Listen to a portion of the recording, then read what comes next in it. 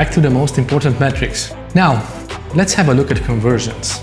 In order to have something displayed here in this box, you need to first decide what a conversion is to you.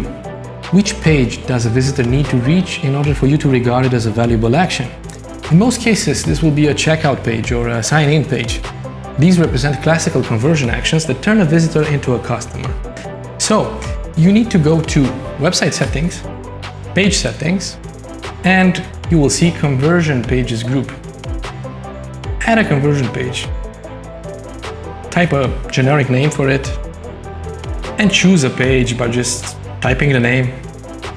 We can choose the home page for this example. Save it, and then all of the data about visits for this particular page will be stored in the conversion box in the overview.